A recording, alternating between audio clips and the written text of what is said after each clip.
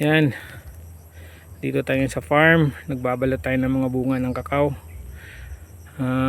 Mas pinipili ko kasing magbalot kaysa sa mag-spray.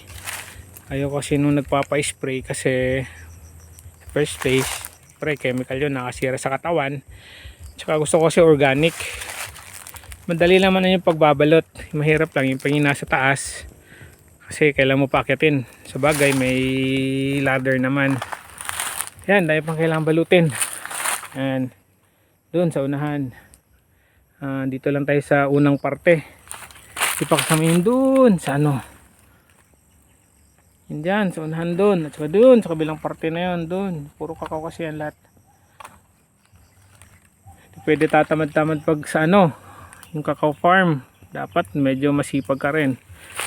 Kahit naman nagbabayad ka, kailangan sinusupervise mo talaga kung maayos ba yung pagkagawa. Hindi pa nga na round weeding yung iba puno, pero okay lang kasi hindi naman ganong kataasan pa ng mga damo.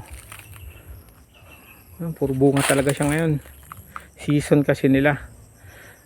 So paano, dito lang muna, bye bye, balik muna ulit sa pagbabalot.